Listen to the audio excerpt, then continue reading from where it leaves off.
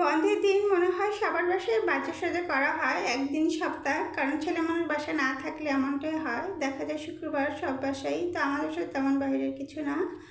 তো আসসালামু আলাইকুম, সবাই কেমন আছেন? আলহামদুলিল্লাহ, নিশ্চয়ই ভালো আছেন। আল্লাহর রহমতে আমিও ভালো আছি। তো আজকে একটা ডেইলি বাজারের ব্লগ নিয়ে আসছি। আমার অনেক আপু ভাইয়ারা আমার বাজারের ব্লগগুলো খুবই পছন্দ করেন। তো এটা অবশ্যই শুক্রবারের দিনে ছিল। শুক্রবারে তো সব কিছু রেডি করে দেওয়া পসিবল না, এটা সবাই কম বেশি জানেন। তো আমার এখানে অনেক টাইপের মাছ নিয়ে আসছে, মাছগুলো একদম ফ্রেশ ছিল। আমার আঙ্কেল তেমনও মাঝে মাঝে হয়, মাছ কাটার সময় যদি বলি নরম, সেটা আবার চেঞ্জ করে সে নিয়ে আসে। তো বড় মাছ আনলে দেখা যায় কেটে নিয়ে আসে। তো এটা একটা সিলভার কাপ মাছ ছিল, নদীর সিলভার কাপগুলো খুবই মজা। এবং মাছটা এত ফ্রেশ, দেখাই যাচ্ছে পুরো উপরে লাল রক্ত, এরকম দেখলে মনে হয় যে মাছগুলো যে ফ্রেশ থাকে। তো আমার আঙ্কেল বাজারটা করতে পারে খুব সুন্দর করে। দেখা যায় দাম একটু বেশি নিল, সে সবজি হতে সব কিছুই ফ্রেশ তাজা দেখেই কেনার চেষ্টা করে সবসময়। তো এখানে আবার গরুর মাংস নিয়ে আসছে। আমার ছোটো বোন যেহেতু আছে, সবাই জানেন গরুর মাংস ছাড়া ভাত খেতে চায় না। তো এখানে গরুর মাংস নিয়ে আসছে, এটা হচ্ছে সিলভার কাপ মাছ।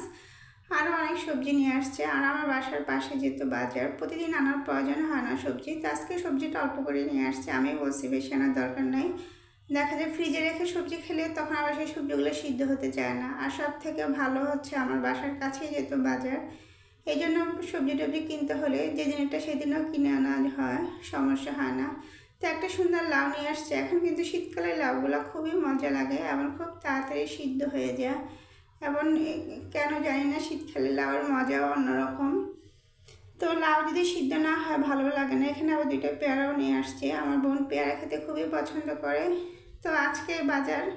আর আজকের ভিডিওটা আমি বেশি বাড়াবো না, কারণ বাড়ালে দেখা যায় কাটাকাটি ধোয়াধুয়ি করতে গেলে অনেক বড় হয়ে যাবে। তো এই জন্য আজকে রান্নাবান্না কিছুই দেখাবো না। তো কেউ যদি আমার এই পেজ থেকে দেখে থাকেন, অবশ্যই একটা লাইক ফলো শেয়ার দিয়ে আমার সাথে থাকবেন। আর কেউ যদি আমার ইউটিউব চ্যানেল থেকে দেখে থাকেন, অবশ্যই একটা সাবস্ক্রাইব করে দিবেন।